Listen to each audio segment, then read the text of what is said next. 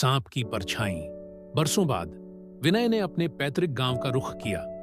पहाड़ियों की कसमसाहट, हवा में महकते चीड़ के पेड़ और पत्थर की संकरी गलियां, सब कुछ वैसा ही था। पर कुछ बदला बदला था, मानो गांव की दीवारों में अब कोई दबी दबी सिसकी थी।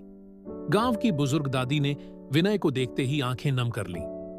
तेरा इंतजार तो कई बरसों से था बेटा, पर यह जगह अब वैसी नहीं रही, उन्होंने धीमे स्वर में कहा। क्या मतलब दादी? विनय ने पूछा। दादी ने उत्तर नहीं दिया, बस इतना कहा, सांप की परछाई अभी भी यही है। मध्य अंधेरे में छुपी कहानी। विनय गांव में रहा। हर रात वही सपना आता, एक सांप जो परछाई बनकर पीछा करता था। से पूछता, वह टाल जाती। लेकिन नेहा, गांव की साहसी लड़की जो हर पुराने रहस्य की कड़ी जानने को बेचैन रहती थी, उससे मिली।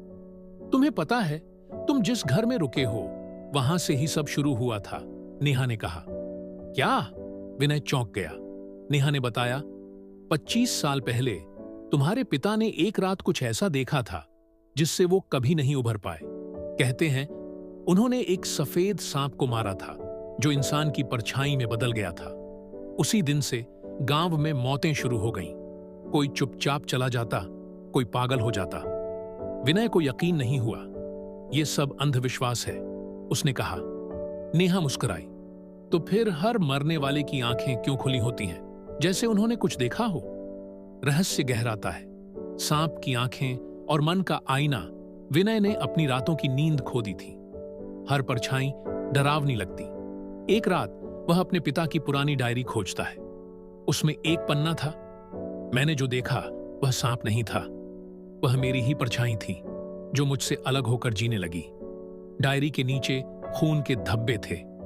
नेहा और विनय मिलकर उस पुराने कुएं के पास पहुंचे जहां से उसका पिता आखिरी बार देखा गया था। कुआं अब सूखा था, पर दीवारों पर अजीब सी आकृतियां थीं, सांप की परछाई इंसानी चेहरों में बदलती हुई। ये क्या है? विनय ने कांपती आवाज में पूछा। ये वो लोग हैं जो परछाई से हार गए, दादी पीछे से बोली, चुपके से आ पहुंची थी। कौन सी परछाई? नेहा ने पूछा। हर इंसान की एक परछाई होती है जो उसकी सबसे गहरी भावनाओं, गुस्से, पछतावे और डर से बनी होती है। और अगर कोई उसे पहचान न सके तो वो परछाई अलग होकर सांप बन जाती है, डसने नहीं, निगलने। दादी की आंखें लाल हो चुकी थीं। चरमोत्कर्ष। परछाई का सामना उसी रात विनय को कुएं से आवाज आई। वह नीचे गया। वहां उसने एक और खुद को देखा, काले कपड़े में, आंखें लाल, सांप की चाल में चलता हुआ। कौन हो तुम? विनय ने डरते हुए पूछा। मैं तू हूं।